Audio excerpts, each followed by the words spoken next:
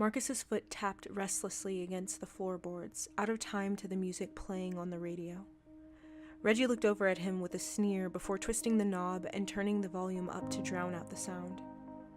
Marcus was nervous, obviously. He had no idea how Reggie could seem to be so calm about any of this. He turned his gaze out the darkened window and watched as the empty back roads slid by in static nothingness. This was a singularly terrible idea. The worst idea of all the ideas that had ever been proposed during this entire stupid prank war.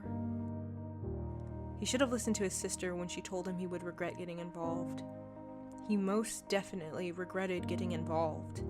He would confess to her that she'd been right in a heartbeat if that would get him out of this situation. She wouldn't help, though. She would just shrug and tell him to take the hit and up his experience points. With talk like that, could he be blamed for normally ignoring her advice? He let his head thunk against the warm window and closed his eyes.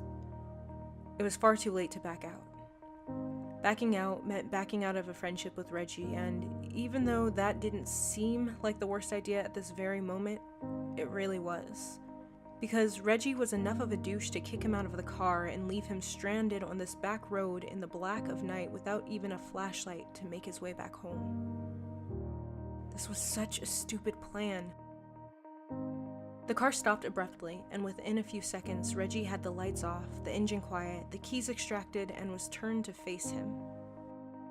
Ready? No. That's too bad. And then he was out of the car, expecting to be followed. Marcus hesitated for only a moment before climbing out and walking to the front of the car in resignation. He stared up at the thick steel support of the billboard, eyes trailing up the tall structure to stare at the frame. From their angle, just beneath it, all Marcus could see was the metal grating that outcropped from the giant poster.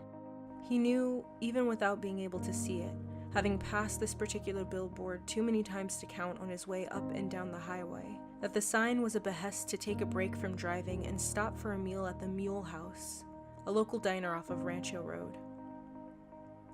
It wouldn't be that way for much longer. Remember the plan?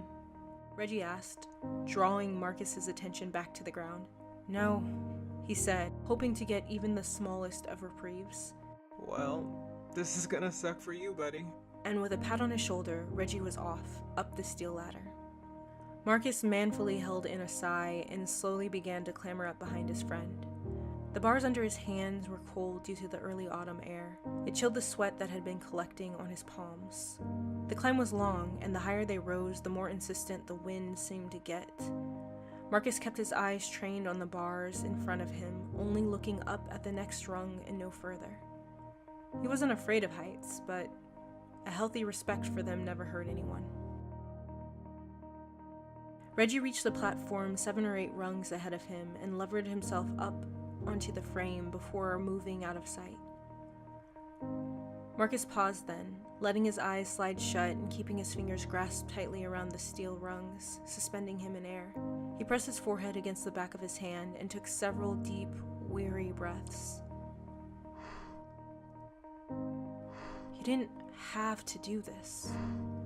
Maybe he could What are you doing, idiot?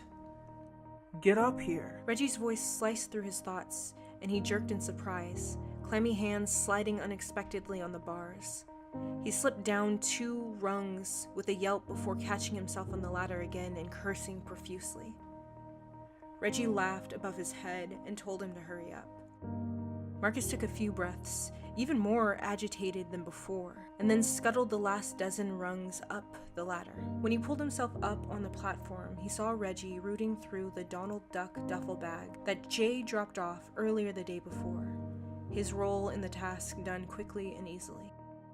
Reggie extracted can after can of gold-colored spray paint and 2 rolling paint brushes before moving to the other side of the platform where there was a massive bucket of unopened paint, handing Marcus one of the paintbrushes as he passed. Pay attention, he said as he crouched in front of the canister and cracked it open. Last time I'm going to tell you this. First, we paint as much as we can black. And then we do the design and wording, Marcus said over him, hand gripping the handle of the brush tightly. I know the plan. Then stop pretending you don't. Reggie dipped his brush into the waiting bucket and then turned to the billboard's face. Let's get this done. Marcus nodded and stepped forward, even though he kind of just wanted to throw up.